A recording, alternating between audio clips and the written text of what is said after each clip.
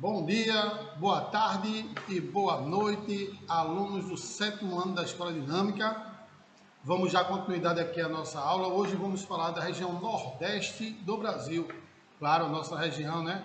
Região tão importante, região que foi o berço, na realidade, do início da colonização brasileira, né? Que foi por aqui, pelo Nordeste, em que desembarcaram os primeiros colonizadores, né? Tanto pela Bahia quanto pelo Pernambuco, né? E foi onde nós temos uma das únicas capitanias hereditárias que prosperaram, né? Na verdade foram duas, mas uma está aqui, que é Pernambuco. Foi Pernambuco-São Vicente, mas Pernambuco é uma das capitanias nordestinas que prosperaram no período colonial, né? E a região Nordeste é uma das regiões mais ricas em diversidade natural do Brasil. Ela é dividida em 9 estados, e quais são eles eu vou dizer em ordem do norte para o sul. Eu tenho o Maranhão, depois eu tenho o Piauí, Ceará, Rio Grande do Norte, Paraíba, Pernambuco, Alagoas, Sergipe e Bahia, né? São esses os estados que compõem a região Nordeste. Cada estado com uma peculiaridade diferente em termos econômicos, digamos assim, né? Pois a grande diversidade, relacionada à questão agrícola é bem heterogênea no Nordeste brasileiro. Cada estado do Nordeste tem uma certa produção agrícola diferenciada, o que acaba proporcionando assim um desenvolvimento com relação ao seu processo de desenvolvimento econômico, né? E aí a gente vai falar um pouco mais tarde sobre isso. Inicialmente vamos falar dos aspectos naturais da região Nordeste. Ainda estou tão magro que já estou com outro perfil aqui na câmera, né? Porque eu perdi até agora 20 quilos no regime que eu estou fazendo.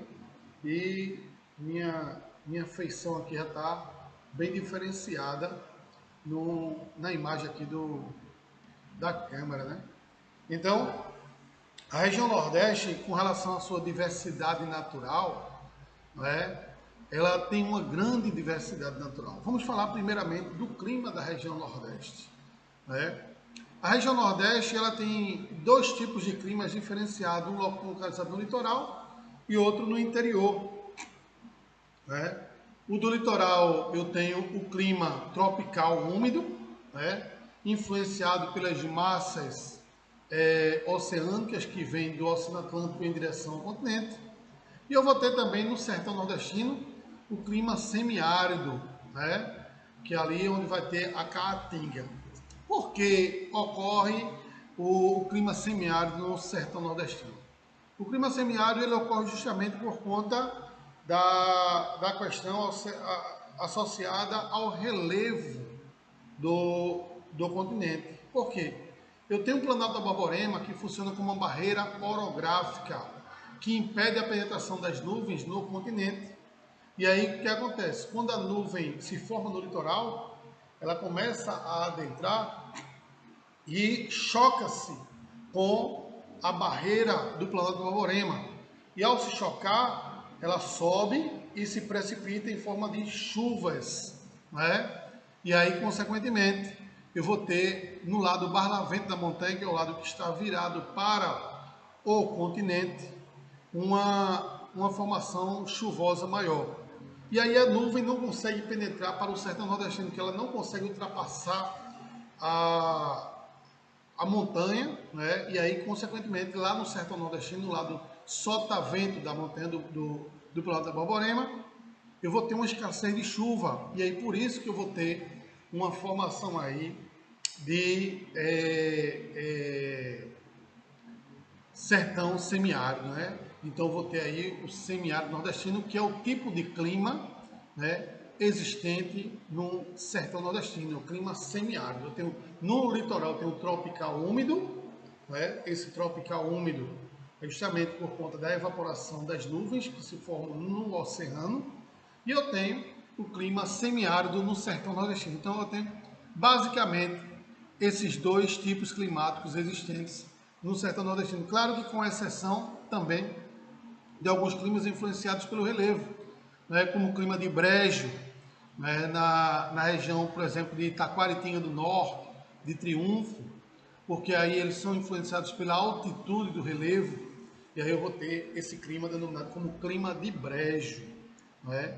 E aí, consequentemente, eu vou ter esse tipo climático influenciado pela altitude que não é de relevância para nós, digamos assim, né? Então, a nível de estudo, os dois climas específicos predominantes do Nordeste é o clima tropical úmido no litoral e o semiárido nordestino, ok? Com relação à vegetação, eu vou ter uma variedade, uma diversidade vegetacional muito grande por conta de áreas de transição, né? A primeira vegetação localizada no meio norte brasileiro, meio norte, ela corresponde aos estados do Piauí e Maranhão, que está no nordeste brasileiro. Eu vou ter aí a chamada mata de cocais. A mata de cocais, também da família das palmáceas, é formada por carnaúba, buriti, oiticica, babaçu, que tem grande importância no que se diz respeito à economia da região, porque através dessas plantas, né, dessas árvores, se produz óleos, ceras e cosméticos, que de certa forma acaba movimentando a economia na região. E aí, consequentemente, eu vou ter essa formação vegetacional, né, que é da família das palmáceas, chamada de mata e cocais, localizado entre os estados do Piauí e Maranhão, que é uma vegetação de transição entre a caatinga nordestina e a floresta amazônica, né? E aí, consequentemente, essa vegetação é denominada de vegetação de transição. Assim como eu tenho também uma outra vegetação de transição no Nordeste, que é o mangue. O mangue é uma vegetação fluvio-marinha, ou seja, localizada entre o rio e o mar. Vegetação do tipo halófita porque é adaptada a um terreno com alto teor de salinidade. Halo quer dizer sal, fitoplanta, ou seja, vegetação típica de terrenos com alto teor de salinidade. Vegetação halófita, não é? De transição fluvio-marinha, ok? O mangue, ela apresenta raízes aéreas, por quê? Porque a lama do mangue, ela é ausente de oxigênio, e para que a planta ela pratique a sua respiração, é necessário que ela o quê? Que ela saia do solo, né, para tentar respirar, já que a lama do mangue ela não tem oxigênio, e por não ter oxigênio, ela é rica em bactéria. A bactéria é um ser anaeróbio, ou seja, não necessita de oxigênio para respirar. E aí no mangue eu vou ter aquelas raízes aéreas, né? Raízes onde as plantas saem do solo para tentar respirar, praticando a fotossíntese, não é? Então, esse tipo de vegetação é típica de mangue. Existem três tipos de mangue: o mangue branco, o mangue preto e o mangue vermelho, ok? Vamos para as formações vegetacionais principais do Nordeste. A primeira que eu tenho é a Mata Atlântica. A Mata Atlântica vai desde o Rio Grande do Norte até o Rio Grande do Sul no Brasil e no Nordeste vai até o sul da Bahia, né? Essa vegetação ela apresenta as seguintes características: vegetação densa, latifoliada, heterogênea e perene. Ela foi fortemente impactada pela ação antrópica. No Brasil, restou em torno de 7 a 5% da cobertura vegetal nativa e no Nordeste, em torno de 3% da cobertura vegetal nativa da Mata Atlântica. Tem como bioindicador a imbaúba. O que é bioindicador? A vegetação, quando você vê ela, sabe que ali foi ou vai ser uma área de Mata Atlântica, porque a imbaúba só nasce em área de Mata Atlântica. Logo, ela é chamada de bioindicador da Mata Atlântica. Por que ela foi fortemente impactada pela ação antrópica? Porque, meus queridos, como a Mata Atlântica é uma vegetação muito próxima ao litoral, o litoral foi uma área que mais urbanizada foi historicamente. E por conta disso, o homem acabou retirando a cobertura vegetal nativa da Mata Atlântica e substituindo por edificações. E aí, consequentemente, acabou impactando. Mas, apesar de tudo, graças a Deus, boa parte dos animais da Mata Atlântica conseguiram sobreviver e se adaptar ao meio urbano, né? E aí não se tornaram extintos, algumas outras espécies se tornaram, né? Mas muitos animais sobreviveram e se adaptaram ao meio urbano, como algumas corujas, como a coruja buraqueira, a coruja de igreja, né? Algumas aves de rapina, como o próprio gavião peneira, carcará, que apesar de ser típica do sertão nordestino, carcará, ela também aparece aqui na área litorânea, né? E alguns roedores, né? Alguns répteis que se adaptaram ao meio urbano, ok? Então a Mata Atlântica ela é densa, latifoliada, heterogênea e perene. Densa porque é fechada, latifoliada, folhas largas e arredondadas. É heterogênea, apresenta várias espécies e perene porque ela é verde o ano todo. E o que restou está localizado nas APAs, área de proteção ambiental, ou nas APPs, área de preservação permanente, né? Que é protegido por lei e não pode ser retirada essa cobertura vegetal de forma alguma.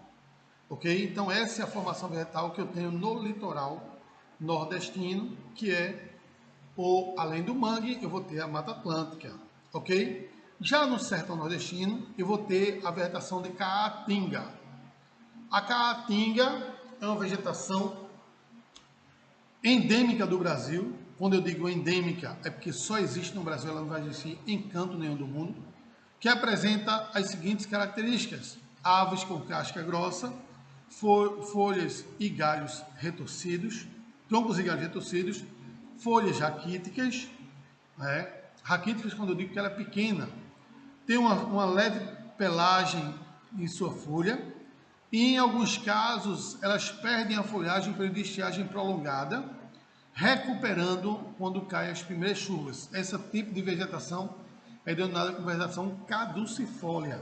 São vegetações que perdem a folhagem pela estiagem prolongada e recuperam quando vem o período chuvoso. Aí denominada como vegetação caducifólia, caduca ou decídua, ok? Além disso, a caatinga vai apresentar também uma vegetação xerófila ou xerófita. O que danado é isso? Vegetação xerófila ou xerófita, é a vegetação da família das cactáceas, como cactos, mandacarus, xique-xique, coroa de frade. Essa vegetação é destituída de folhagem, coberta por espinhos, acumulando água em seu caule, né, para se adaptar aos longos períodos de estiagem prolongada. Na realidade, os espinhos são pseudofolhas, né, que aí a evapotranspiração é bem menor que se tivesse folhagem normal. Foi fortemente impactada pela ação antrópica, a caatinga, porque retiraram sua cobertura vegetal para a utilização na fabricação de carvão vegetal. E aí, consequentemente, acabou sofrendo esse grande impacto ambiental na caatinga nordestina. Mas a caatinga nordestina, eu que sou um cara viajante pelo Brasil e pelo Nordeste, digo a vocês que foi uma das vegetações mais interessantes e belíssimas que eu já vi na minha vida.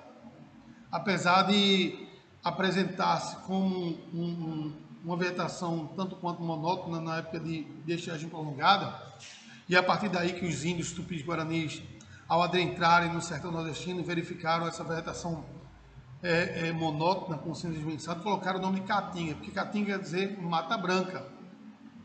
Mas é uma riqueza muito grande. Essa vegetação ela é belíssima, apresenta um cheiro muito forte e agradável quando está verde no período de chuvas do sertão nordestino.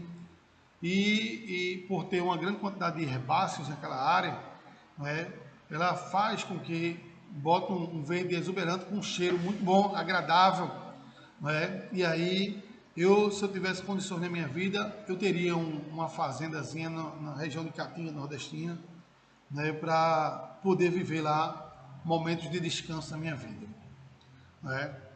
Então a Caatinga ela é rica na sua biodiversidade animal, principalmente composta por aves de rapina, como o próprio carcará que eu falei para vocês, roedores como o próprio mocó, né, que é um tipo esquilo da caatinga nordestina, né? Tem alguns répteis, né?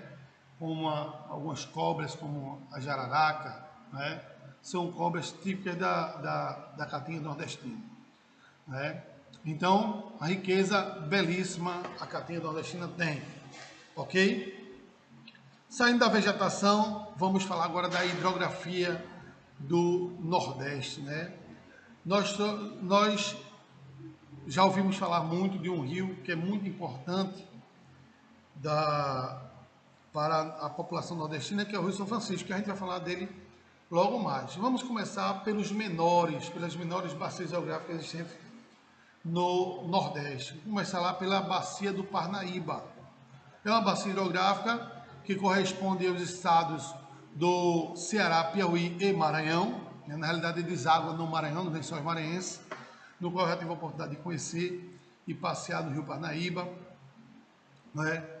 É muito importante no que se respeita ao processo de irrigação, principalmente na área ali do Piauí e do Maranhão, pois utilizam-se as águas do Rio Parnaíba para irrigação da Carnaúba, do Buriti, do Oiticique e do Babaçu, né? Então, essas águas são importantes por conta disso, né?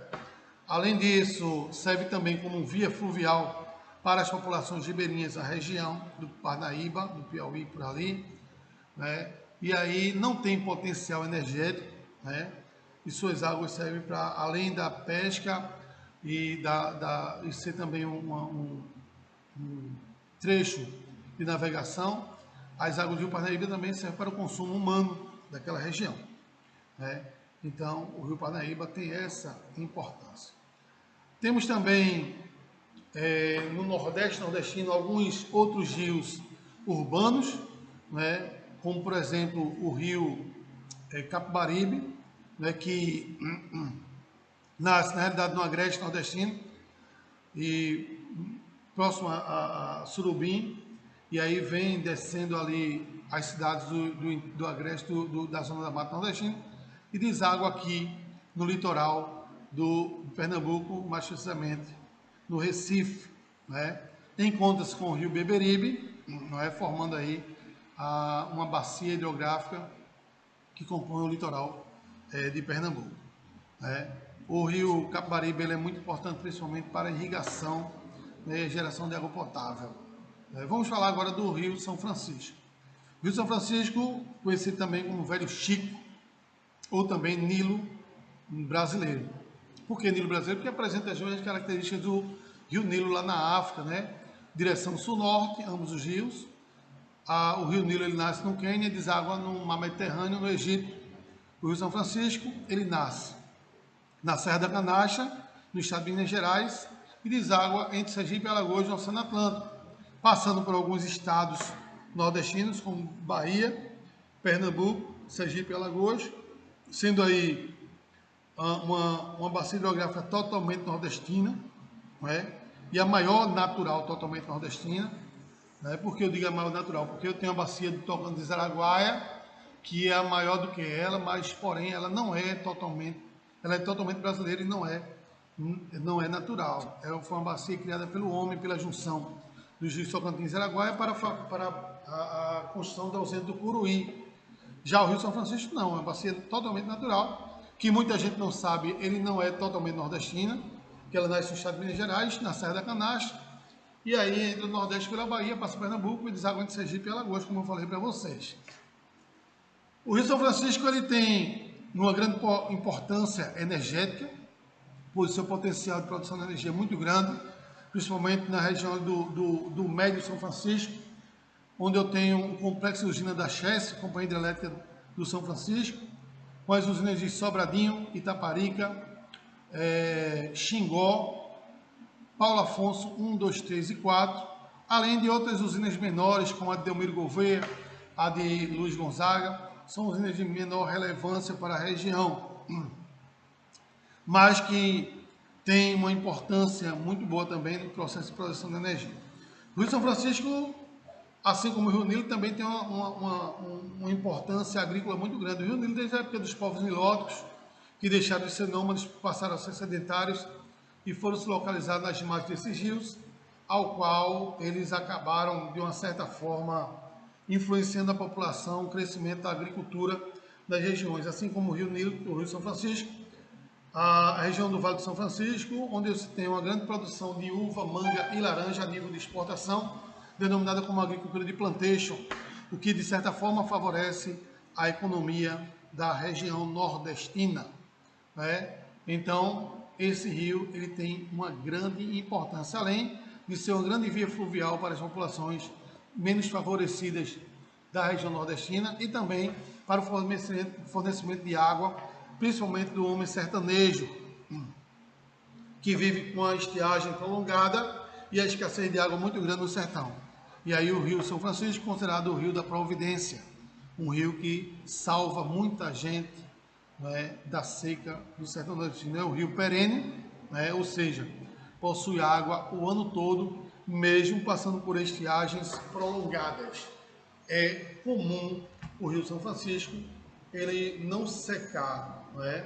Diferentemente de outras bacias hidrográficas existentes no sertão nordestino, que 99% das bacias hidrográficas nordestinas são bacias temporárias, ou seja, bacias hidrográficas que secam no período de estiagem prolongado. O Rio São Francisco nunca seca, tem água no todo, por isso que é considerado uma bacia perene, ok? Falar agora um pouquinho sobre o relevo nordestino. O relevo nordestino ele é constituído por planaltos, como o Planalto da Borborema, que margeia praticamente a área do agreste nordestino e do sertão, impedindo a penetração das nuvens, promovendo assim uma seca muito intensa no sertão nordestino, né? Surgindo o clima semiárido. Então o Planalto da Borborema essa formação geológica cristalina, né, do período pré-cambriano, né? Eu tenho também a depressão sertaneja, logo após o Planalto da Borborema, né, que outrora, há muitos anos atrás, foi uma depressão absoluta, e devido ao desgaste erosivo do Planalto da Borborema, que antigamente era constituída por cadeias de montanhas, assim como a Serra do Araripe, foi desgastando e houve um acúmulo de sedimentos dentro da depressão absoluta, que era o sertão nordestino, e se tornou uma depressão relativa. No Brasil, hoje em dia, não tem depressão absoluta. Viraram áreas de acúmulo de sedimentos e tornaram, assim, depressões relativas e não mais depressões absolutas. Ok? Então, eu tenho apenas depressões relativas. O sertão nordestino é uma depressão relativa.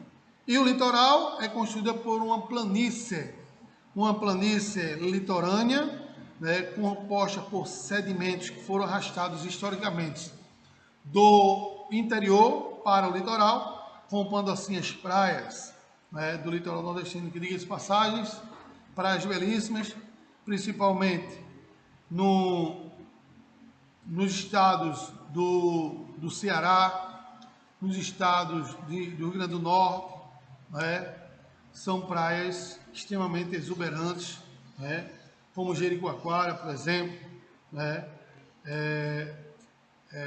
uma praia, para mim, é uma das praias simples do Nordeste, que é Jericoacoara. Fala-se muito de Porto de Galinhas. Porto de Galinhas, pronto, é até bonita, mas o grande problema de Porto de Galinhas é a questão da exploração turística, que afasta uma grande quantidade de turistas de lá. Por quê? As pessoas se aproveitam do turismo naquela região e começam a cobrar caro das pessoas. E aí, infelizmente, muitas pessoas deixam de ir para lá. Eu, por exemplo, já viajei pelo Nordeste inteiro, né? E quando eu vou no Ceará, eu não tenho mais vontade de voltar. Vou em Jericoacoara, você não tem uma exploração turística que é aqui em Pernambuco. Você compra um caranguejo lá a R$3, não é um refrigerante no preço normal. Não tem essa exploração que se tem aqui. Você vai chegando na praia de Porto de Galinha, o cara cobra não sei quanto pela cadeira, que não existe. Você vai pagar por uma mesa onde você vai consumir. Né? Isso aí afasta o turismo. Infelizmente, o povo pernambucano ele não sabe fazer turismo. Ele quer explorar o turista. Eu mesmo odeio ir para Porto, prefiro ir para Serrambi, né, do que ir em Porto de Galinhas. Né? O cara gasta bem menos. Uma vez eu inventei de ir para Porto de Galinhas quando eu era casado com minha esposa e menino, e em um dia só gastei R$400. Né? O cara vai num lugar desse, mas não vai. R$400 o cara gasta em uma semana praticamente em outro local. Então não existe, é uma exploração muito grande. Então nós temos no litoral nordestino praias belíssimas, né? Que se a pessoa souber explorar bem, ele vai economizar um bocado, né? Tem praias excelentes. Pronto. Natal também é outro lugar que explora muito a questão turística. Eu estive em Natal a última vez que eu viajei com minha família, né? E praticamente em 3 dias eu gastei 3 mil reais em 3 dias. Né? Para você tirar uma foto num camelo lá, era uma fortuna, uma foto apenas. Né? E num camelo empalhado. Para andar no camelo nem se fala. Para andar de buggy, era até mais vantajoso andar de buggy do que tirar uma foto ou andar no camelo, porque de buggy você poderia dividir o dinheiro com o pessoal, dava 50 reais para cada um. Mas andar de camelo era 100 reais para andar de camelo. Um absurdo. Não existe negócio desse. É exploração também grande em Natal. Né? Em Fortaleza não tem isso. Em Fortaleza você vai para os cantos e não gasta tanto assim. Aí eu tive a oportunidade de ir para lá e não fui tão explorado. E olha que os bares das praias de Fortaleza são bares muito chiques, tem piscina em cada bar, você vai se diverte com a família toda e não gasta tanto. Né? Mas infelizmente é assim. O brasileiro gosta de levar vantagem em tudo e aí no final acaba se ferrando. Né? É uma realidade do Brasil atual. Né? Tive a oportunidade de conhecer outros países e não vi tanta exploração turística assim, como no Chile, como na Argentina. Né? Você não tem essa exploração turística que você tem no Brasil. Infelizmente, é a realidade. Ok? Então, gente, vou ficando por aqui. 7º ano. Um abraço a todos. Que Deus os abençoe. Na próxima semana a gente volta falando aqui dos aspectos econômicos do Nordeste brasileiro. Ok? Um abraço e até a próxima.